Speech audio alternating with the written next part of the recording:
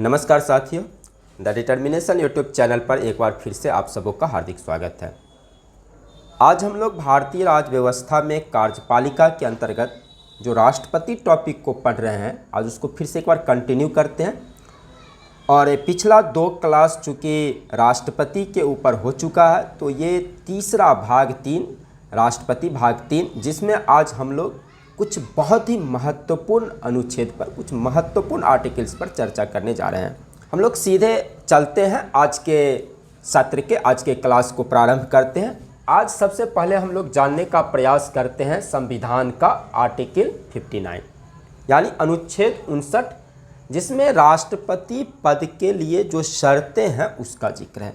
मतलब संविधान के अनुच्छेद 59 में राष्ट्रपति पद की जो शर्तें हैं, उन शर्तों के बारे में हम लोग जानेंगे। तो कुछ छोटे छोटे पॉइंट्स बनते हैं जिसको जान लेने बहुत ज़रूरी है। कभी कभी कुछ ऑब्जेक्टिव क्वेश्चन जो है वहाँ से बन जाते हैं, तो ये कॉन्सेप्ट आपकी क्लियर होनी चाहिए। सबसे पहली बात तो पिछले क्लास में भी हमने आपको बताया था कि राष्ट्रपति जो है वो संसद के किसी भी सदन का, मतलब ना तो राज्यसभा का और ना ही लोकसभा का, या राज्य विधानमंडल के किसी सदन का सदस्य नहीं होना चाहिए।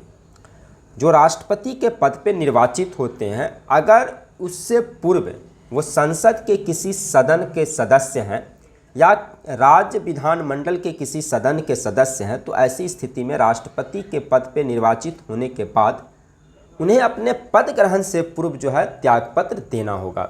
अगर वो ऐसा नहीं करते हैं तो उनके निर्वाचन की तिथि से जो है उनकी सदस्यता जो है, मतलब संसद सदस्यता या राज्य विधानमंडल की सदस्यता जो है स्वतः रिक्त समझी जाती है। तो सबसे पहली बात तो हम लोग जान गए कि राष्ट्रपति के पद पे निर्वाचन के लिए किसी सदन का सदस्य जो है, चाहे संसद के किसी सदन का या राज्य विधानमंडल के किसी सदन का सदस्य नहीं होनी चाहिए। दूसरी जो महत्वपूर्ण बात है कि वर्ष 2018 में जो संसद के द्वारा राष्ट्रपति के वेतन का निर्धारण फिर पुनः किया गया, क्योंकि इससे पहले वर्ष 2008 में राष्ट्रपति के वेतन, उनके भत्तों का निर्धारण किया गया था और उस समय राष्ट्रपति का वेतन 1.5 लाख रुपया प्रति माह था। लेकिन वर्ष 2018 में इसमें परिवर्तन किया गया और संसद के द्वारा जो है राष्ट्रपति की जो वेतन जो है वो नई वेतन निर्धारित की गई और वर्तमान समय में भारतीय राष्ट्रपति की वेतन जो है वो 5 लाख रुपया प्रति महीना होता है।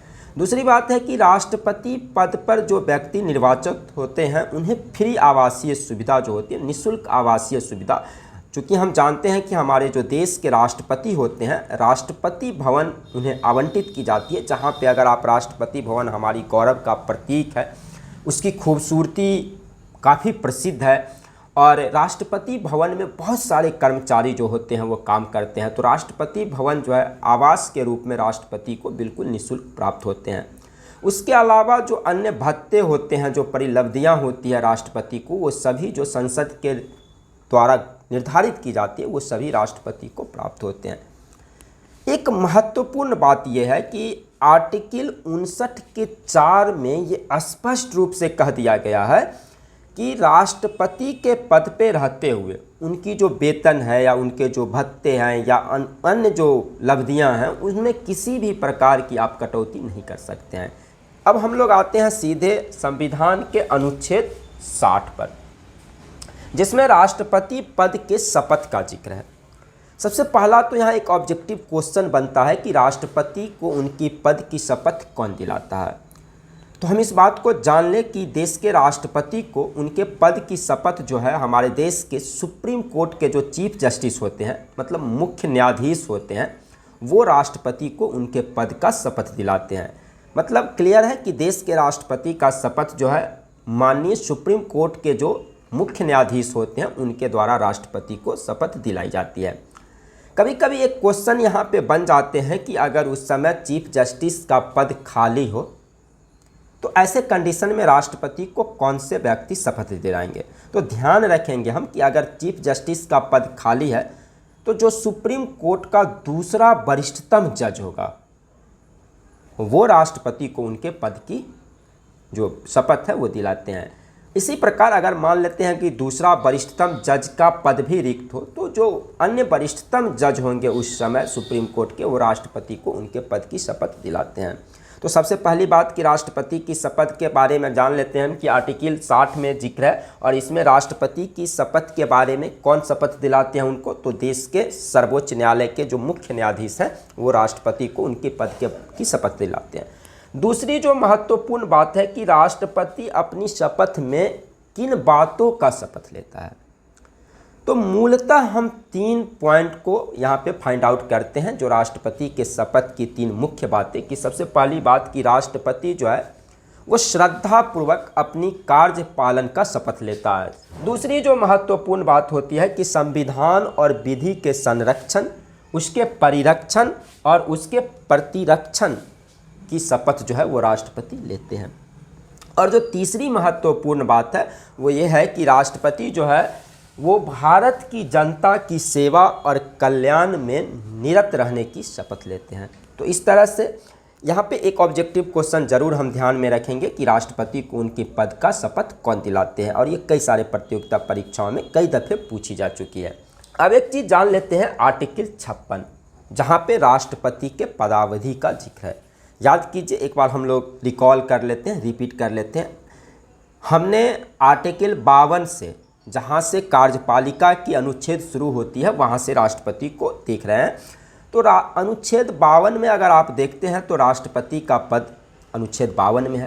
53 में राष्ट्रपति की जो कार्यपालिका की शक्ति है उसकी जिक्र है। 54 में राष्ट्रपति के निर्वाचक मंडल के बारे में है।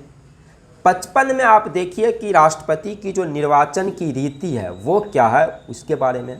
और अब हम लोग जान लेते हैं आर्टिकल 56 में क्या है, क्योंकि 57 में पुनर्निर्वाचन है जिसकी जिक्र हमने पिछले क्लास में कर लिया है। 58 में राष्ट्रपति पद के लिए क्या अर्हता होनी चाहिए, क्या योग्यताएं होनी चाहिए, उसकी जिक्र जो हम लोग पढ़ चुके हैं। तो इस तरह से हम लोग अब देखते हैं कि आर्टिकल 59 भी आज हमने पढ़ लिया, राष्ट्रपति पद के लिए शर्तें। तो अब आर्टिकल जो है वो 56 को देख लेते हैं, जो है राष्ट्रपति की पदावधि, मतलब राष्ट्रपति का कार्यकाल। तो आपको हम बता दें कि हमारे संविधान के अनुच्छेद 56 में स्पष्ट रूप से जिक्र है कि राष्ट्रपति का कार्यकाल जो होगा उनके पद ग्रहण से 5 वर्ष तक, मतलब जिस दिन राष्ट्रपति अपने पद को ग्रहण करते हैं उस दिन से उनकी कार्यकाल 5 वर्षों के लिए होती है। और दिलचस्प बात यह है कि अगर राष्ट्रपति अपने कार्यकाल को पूरा कर लेता है तो हमारे संविधान में उसके बाद की क्या प्रोविज़न है, तो हमारे संविधान में जो है राष्ट्रपति के कार्यकाल को पूरा होने पर 6 महीना के अंदर चुनाव कराने की जो है वो व्यवस्था है कि 6 महीने के अंदर राष्ट्रपति का जो है चुनाव किया जाएगा। अगर किसी कारण बस इस 6 महीने में चुनाव नहीं हो पाते हैं या बीच में चुनाव होते भी हैं, तो जब तक नए राष्ट्रपति अपने पद को ग्रहण नहीं कर लेते हैं तब तक जो पूर्व के राष्ट्रपति हैं वो अपने पद पे बने रहते हैं। आप याद कीजिए कि हमारे संविधान के आर्टिकल 52 में स्पष्ट रूप से लिखा है कि देश का एक राष्ट्रपति होगा, और वहाँ पे हमने जिक्र किया है कि होगा के लिए जो टर्म यूज किया गया है वो है सैलरी, मतलब देश में राष्ट्रपति का पद जो है वो कभी भी रिक्त नहीं हो सकता है और ना ही किसी प्रक्रिया के द्वारा इस पद को समाप्त किया जा सकता है। तो ऐसी स्थिति में चूंकि राष्ट्रपति अगर अपना कार्यकाल पूरा कर भी लेते हैं और अगर चुनाव नहीं हुए हैं या जब तक नए जो राष्ट्रपति अपने पद को ग्रहण नहीं कर लेते हैं तब तक जो राष्ट्रपति हैं वर्तमान में वो अपने पद पर बने रहते हैं। अब आते हैं कि इसके अलावा किन किन परिस्थितियों में जो है वो राष्ट्रपति के पद जो हैं वो खाली हो सकते हैं, मतलब रिक्त हो सकते हैं। किन परिस्थितियों में, मतलब कि अगर राष्ट्रपति एक बार निर्वाचित होते हैं तो अगर वो अपने कार्यकाल को पूरा नहीं करे तो वो कौन सी परिस्थितियां हैं जब राष्ट्रपति अपने पद से मुक्त हो सकते हैं। तो सबसे पहली बात तो ये हो गई कि कोई भी व्यक्ति अपने पद पर से त्याग पत्र देके अपने पद का त्याग कर सकता है। तो राष्ट्रपति भी किसी भी समय अपने पद का त्याग कर सकता है। और यहाँ पे एक बात ध्यान रखेंगे, पूछ देता है कि राष्ट्रपति अपना त्याग पत्र किसे देता है।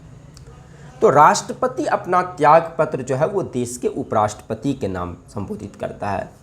इस बात को एकदम ध्यान में रखेंगे, बहुत सारे एग्जामिनेशन में ये क्वेश्चन आया है कि राष्ट्रपति अपना त्याग पत्र किसे देगा। तो राष्ट्रपति का शपथ जो सुप्रीम कोर्ट के जो है CJI chief justice of India करवाते हैं, जबकि राष्ट्रपति अपना जो है त्यागपत्र जो है इस्तीफा जो है वो देश के उपराष्ट्रपति को देते हैं। तो त्यागपत्र देने पर वो सीट रिक्त हो जाएगा।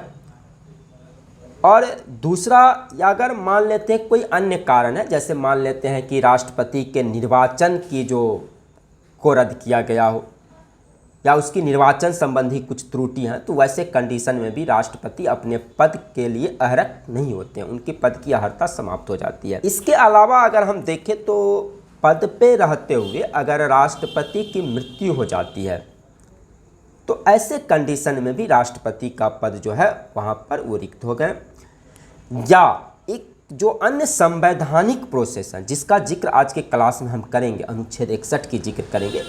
एक बहुत ही अनूठी एक प्रावधान है कि राष्ट्रपति अगर अपने कर्तव्यों का पालन संविधान सम्मत ढंग से नहीं कर रहे हैं, मतलब संविधान का अतिक्रमण करते हैं, संविधान के अनुरूप वो कार्य नहीं कर रहे हैं, तो ऐसे कंडीशन में राष्ट्रपति को महाभियोग की एक विशेष प्रक्रिया के द्वारा उनके पद से हटाया जा सकता है। तो इन चारों ही कंडीशन में, मतलब कि अगर राष्ट्रपति अपना त्यागपत्र यानी इस्तीफा सौंप देते हैं, या राष्ट्रपति पद पे रहते उनकी मृत्यु हो जाती है, या उनकी कोई अन्य कारण से, जैसे बतलाएं हम कि निर्वाचन संबंधी कोई कारण हो सकती है, या राष्ट्रपति को महाभियोग के प्रस्ताव से के जरिए उनके पद से हटाया जाए, इन चारों ही कंडीशन में आप देखेंगे कि राष्ट्रपति का पद जो है वो उपराष्ट्रपति जो है वो उस पद को संभालेंगे। मतलब राष्ट्रपति पद की इन किसी भी परिस्थितियों में अगर राष्ट्रपति का पद रिक्त होता है तो उपराष्ट्रपति जो है देश के, वो कार्यवाहक राष्ट्रपति के रूप में कार्य करेंगे। क्लियर है? अब कभी कभी एक क्वेश्चन ये बन जाते हैं कि जिस समय देश के राष्ट्रपति का पद रिक्त होता है, चाहे वो इस्तीफा देकर हो, चाहे वो महाभियोग के प्रक्रिया के द्वारा हो, या फिर उनके पद पे रहते हुए मृत्यु हो जाए, और उस समय देश के उपराष्ट्रपति का पद भी रिक्त हो, तो ऐसे कंडीशन में क्या व्यवस्था है हमारे संविधान में? तो हम आपको बता दें कि हमारे देश के संविधान में इसकी भी व्यवस्था की गई है कि अगर राष्ट्रपति का पद जिस समय रिक्त हुआ उस समय उपराष्ट्रपति के पद भी रिक्त हैं, तो देश के सुप्रीम कोर्ट के जो चीफ जस्टिस होंगे वो कार्यवाहक राष्ट्रपति के रूप में कार्य करेंगे। और अगर चीफ जस्टिस भी नहीं है, इमेजिन करें कि अगर चीफ जस्टिस भी नहीं है, तो ऐसे कंडीशन में जो वरिष्ठतम जज है वो कार्यवाहक राष्ट्रपति के रूप में काम करेंगे। और प्रश्न कभी कभी आ जाते हैं कि देश का पहला चीफ जस्टिस ऑफ इंडिया जिन्होंने कार्यवाहक राष्ट्रपति का पद संभाला, तो हिदायतुल्लाह थे, जस्टिस हिदायतुल्लाह, जो कार्यवाहक राष्ट्रपति के रूप में पद संभालने वाले पहले जज थे, सुप्रीम कोर्ट के पहले चीफ जस्टिस थे। तो अब हम लोग आते हैं आर्टिकल 61, बहुत ही महत्वपूर्ण आर्टिकल्स है, और यहाँ से कई सारे कंसेप्चुअल क्वेश्चन जो है, कॉन्सेप्ट वाले क्वेश्चन जो है वो बन जाएंगे। PCS तक के एग्जामिनेशन में आप देखेंगे तो इस तरह के प्रश्न आपको मिल जाते हैं जहाँ पे आपकी कॉन्सेप्ट की चेक कर ली जाती है। कॉन्सेप्ट के बारे में आयोग जानना चाहता है बोर्ड की आप वाकई कितनी गहराई में, और दिन प्रतिदिन आप देख रहे हैं जिस तरह से प्रतियोगिता परीक्षाओं की स्तर ऊपर उठ रही है, तो हमें कहीं ना कहीं डीप में जाके पढ़ने की ज़रूरत है आज के डेट में। चलिए आते हैं, हम जानते हैं कि अनुच्छेद 61 जो है वो क्या कहता है। संविधान का अनुच्छेद 61 जो है ये महाभियोग के प्रक्रिया के बारे में है, मतलब राष्ट्रपति को उनके पद से किस प्रकार हटाया जा सकता है, तो वो प्रक्रिया है महाभियोग की प्रक्रिया। तो संविधान के अनुच्छेद 61 में जो है महाभियोग के प्रक्रिया का जिक्र है। अब समझते हैं कि संविधान की जो ये अनुच्छेद है, मतलब राष्ट्रपति पर महाभियोग जो है वो किन परिस्थितियों में लगाते हैं। अगर संसद को ये लग रहा है, अगर सरकार को ये लग रहा है, या किसी भी संसद सदस्य को ये लग रहा है कि राष्ट्रपति जो है वो संविधान का अतिक्रमण कर रहे हैं, राष्ट्रपति संविधान सम्मत कार्य नहीं कर रहे हैं, संविधान के आदर्शों का उल्लंघन कर रहे हैं, तो ऐसे स्थिति में ये आरोप लगाकर राष्ट्रपति पर महाभियोग की प्रक्रिया जो है वो चलाई जा सकती है। और बहुत ही इम्पोर्टेंट एक प्रश्न बनता है कि महाभियोग किस तरह की प्रक्रिया है। आप प्रीवियस ईयर के अगर सेट्स को पलट लेंगे तो वहाँ पे ये प्रश्न आपको मिल जाएंगे कि महाभियोग किस तरह की प्रक्रिया है। तो महाभियोग दरअसल एक अर्ध न्यायिक प्रक्रिया है, और कैसे किसी राष्ट्रपति को महाभियोग के प्रक्रिया के द्वारा हटाते हैं, हम लोग जानने का प्रयास करते हैं कि एक राष्ट्रपति को उनके पद से महाभियोग के प्रक्रिया के द्वारा कैसे हटाते हैं। तो सबसे पहली बात तो हो गई कि राष्ट्रपति को अगर महाभियोग के प्रक्रिया के द्वारा हटाना है तो उस राष्ट्रपति को 14 दिन पूर्व इस आरोप के आशय की सूचना देनी होगी। समझ रहे हैं। दूसरी बात कि राष्ट्रपति पर आरोप जो है वो संसद के किसी भी सदन से प्रारंभ किया जाता है। मतलब संसद के 2 सदन हैं, राज्यसभा और लोकसभा। तो जिस सदन से भी चाहे महाभियोग की प्रक्रिया को प्रारंभ की जा सकती है। लेकिन यहाँ एक बात ध्यान रखना जरूरी है कि जिस सदन में महाभियोग की प्रक्रिया शुरू होगी उस सदन के सदस्यों के 1/4 सदस्यों का हस्ताक्षर पहले जरूरी है। मतलब महाभियोग की प्रक्रिया तभी आरंभ की जा सकती है किसी सदन में जब उस सदन के कुल सदस्यों के 1/4 सदस्यों का हस्ताक्षर इस प्रक्रिया को आगे बढ़ाने के लिए हो, तभी इस प्रक्रिया को हम महाभियोग की प्रक्रिया को हम आगे बढ़ा सकते हैं। तो समझ रहे हैं इस बात को कि राष्ट्रपति को 14 दिन पहले आरोप के आशय की सूचना देंगे और संसद के किसी भी सदन से महाभियोग की प्रक्रिया को प्रारंभ की जा सकती है। केवल इतना ध्यान रखना है कि जिस सदन में राष्ट्रपति के खिलाफ आरोप लगाए जाते हैं उस सदन के 1/4 सदस्यों का यानी 25% सदस्यों का हस्ताक्षर होना चाहिए। इसके बाद सदन में उस महाभियोग के प्रस्ताव पर जो है वो आगे की कार्यवाही होती है। और ध्यान रखना है कि महाभियोग की का जो आरोप है, जो आशय लगाया गया है, राष्ट्रपति पर जो आरोप लगाया गया है, दरअसल वो 2/3 बहुमत से उस सदन में ये आरोप पारित होना चाहिए राष्ट्रपति के खिलाफ। उससे मतलब और इसके बाद उसे हम दूसरे सदन में, मतलब अगर सपोज दैट कि राष्ट्रपति के खिलाफ महाभियोग की प्रक्रिया का आरंभ जो है राज्यसभा में किया गया तो राज्यसभा के 1/4 सदस्यों का हस्ताक्षर चाहिए। फिर राज्यसभा में यह प्रस्ताव 2/3 बहुमत से पारित होना चाहिए। इसके बाद यह प्रस्ताव दूसरे सदन में भेजा जाता है और दूसरे सदन में भी उपस्थित सदस्यों के 2/3 बहुमत से यह प्रस्ताव पारित होना चाहिए। समझ पा रहे हैं इस बात को। ध्यान रखना है यहाँ पे कि राष्ट्रपति पर जब महाभियोग लगते हैं तो राष्ट्रपति के निर्वाचक मंडल में कौन सब थे? राज्य विधानसभा के सदस्य भी थे, दिल्ली और पुदुचेरी विधानसभा के भी सदस्य थे।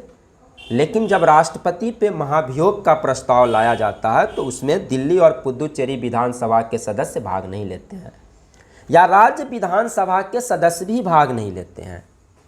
आप याद कीजिए कि आर्टिकल 54 में इस बात का उल्लेख है कि जो संसद के मनोनीत सदस्य होंगे वो आपको राष्ट्रपति के चुनाव में भाग नहीं लेते हैं।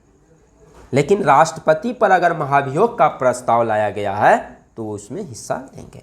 मतलब सीधा सा बात है, संसद के दोनों सदनों के कुल सदस्य महाभियोग में भाग लेते हैं, महाभियोग के प्रस्ताव में वोटिंग कर सकते हैं। एक लाइन में याद रखना है कि महाभियोग की जो प्रक्रिया है राष्ट्रपति के खिलाफ उसमें कौन हिस्सा ले सकते हैं, कौन वोट डाल सकते हैं? तो संसद के दोनों सदनों के कुल सदस्य यानी निर्वाचित और मनोनीत दोनों, और इसके अलावा कोई नहीं। और ज्वाइंट सेशन नहीं हो सकती है, अलग अलग दोनों ही सदनों में 2/3 बहुमत से जब ये पारित हो जाता है तो राष्ट्रपति अपने पद पर से हट जाता है। मतलब इस विशेष अर्धन्यायिक प्रक्रिया के द्वारा राष्ट्रपति को उनके पद से हटाया जा सकता है। तो ये हो गई हमारे संविधान की अनुच्छेद 61 जिसमें महाभियोग के प्रस्ताव का जिक्र है। तो सारांशतः एक बार हम फिर इन तीनों आर्टिकल्स को समझने का प्रयास करते हैं कि अनुच्छेद 59 में राष्ट्रपति पद की शर्तें हैं जिसमें उल्लेखित है कि राष्ट्रपति के वेतन क्या होंगे, भत्ते क्या होंगे और राष्ट्रपति के पद पे बने रहते हुए इसमें किसी तरह की कटौती नहीं की जा सकती है, आर्टिकल 59 का सब क्लॉज 4 के अकॉर्डिंग। उसके बाद अगर आप 60 में देखिए तो राष्ट्रपति की शपथ है और राष्ट्रपति की शपथ कौन दिलाता है? सुप्रीम कोर्ट के चीफ जस्टिस दिलाते हैं। अगर सुप्रीम कोर्ट के चीफ जस्टिस नहीं है, वो पद रिक्त है, तो ऐसे में जो दूसरे वरिष्ठतम जज होंगे सुप्रीम कोर्ट के वो आपको राष्ट्रपति को शपथ दिलाते हैं। अगर हम बात करते हैं राष्ट्रपति के पदावधि की, तो उनकी पदावधि 5 वर्ष होती है। 5 वर्ष के बाद चुनाव होते हैं, 6 महीने के अंदर चुनाव करवाने होते हैं। अगर किसी कारणवश राष्ट्रपति की चुनाव में देरी हो गई या तो पूर्व में जो राष्ट्रपति है वो तब तक अपने पद पे बने रहेंगे जब तक उनका उत्तराधिकारी जो है वो पद ग्रहण नहीं कर लेता है। तो ये बात समझ रहे हैं। इसके अलावा राष्ट्रपति त्याग पत्र देकर या अगर उनके पद पे मृत्यु हो जाती है या किसी अन्य कारण से उनकी पद रिक्त होती है, तो जो उपराष्ट्रपति हैं वो देश के कार्यवाहक राष्ट्रपति के रूप में कार्य करते हैं। अगर उस समय उपराष्ट्रपति के पद भी रिक्त हैं तो ऐसे कंडीशन में जो सुप्रीम कोर्ट के चीफ जस्टिस हैं वो आपको कार्यवाहक राष्ट्रपति का कार्य करेगा। अगर सुप्रीम कोर्ट के चीफ जस्टिस का पद भी रिक्त है तो जो दूसरे वरिष्ठतम जज होंगे उस समय सुप्रीम कोर्ट के, वो कार्यवाहक राष्ट्रपति का काम करेगा। और आर्टिकल 61 यानी 61 जिसमें राष्ट्रपति पर महाभियोग की प्रक्रिया का जिक्र है। तो सबसे पहली बात कि महाभियोग एक अर्ध न्यायिक प्रक्रिया है। महाभियोग जो है वो राष्ट्रपति पर यह आरोप जब लगाए जाएं कि वो संविधान का अतिक्रमण कर रहे हैं तो महाभियोग का प्रस्ताव लाया जा सकता है। महाभियोग की प्रस्ताव लाने के लिए 14 दिन पूर्व राष्ट्रपति को सूचना देनी होती है और इसका प्रस्ताव किसी भी सदन से आरंभ किया जा सकता है, संसद के किसी भी सदन से आरंभ किया जा सकता है। जिस सदन में महाभियोग की प्रस्ताव आरंभ की जाती है उसके 1/4 सदस्यों का हस्ताक्षर होना चाहिए और फिर उस सदन में उसे उपस्थित सदस्यों के 2/3 बहुमत से पारित कराना होता है। इसके बाद ये जो प्रस्ताव है ये दूसरे सदन में जाएगा, वहाँ भी इसे 2/3 बहुमत से पारित होना होता है। अब अगर आप सीरियल से देखें तो अनुच्छेद 52 में राष्ट्रपति के पद की जिक्र है, अनुच्छेद 53 में कार्यपालिका शक्ति के बारे में है, 54 में राष्ट्रपति के निर्वाचक मंडल के बारे में हम लोगों ने पढ़ा। अगर हम 55 की बात करें तो राष्ट्रपति पद की जो निर्वाचन रीति है उसके बारे में पढ़े। 56 में हम लोगों ने राष्ट्रपति के पदावधि का जिक्र किया। 57 में पुनर्निर्वाचन की बात है। 58 में राष्ट्रपति पद के लिए क्या अर्हता चाहिए उसकी जिक्र है। 59 में राष्ट्रपति पद के लिए शर्तें क्या हैं उसको भी हम लोगों ने देख लिया। 60 जहां राष्ट्रपति पद की शपथ की जिक्र है और 61 जहां राष्ट्रपति पर महाभियोग के प्रस्ताव के प्रक्रिया की बात है। तो इन तमाम आर्टिकल्स को हम लोग देख चुके हैं और अब हम लोग अगले क्लास में जो है वो राष्ट्रपति के पास क्या शक्तियां हैं, जो बहुत ही इंपॉर्टेंट पार्ट होंगे राष्ट्रपति से संदर्भित, कि उसकी विधायी शक्ति क्या है, उसकी कार्यपालिका शक्ति क्या है, राष्ट्रपति की न्यायिक शक्ति क्या है, अध्यादेश कैसे निकालते हैं, वीटो पावर क्या है, क्षमादान क्या है। इन तमाम चीज़ों को हम लोग जब आगे की क्लास में देखेंगे। फिलहाल के लिए आज के इस क्लास को यहीं पे समाप्त कर रहे हैं। उम्मीद करते हैं कि आप लोगों को ये क्लास ज़रूर बेहतर लगा होगा। तो मिलते हैं फिर से एक अगले क्लास में, बेहतर क्लास में। तब तक के लिए धन्यवाद।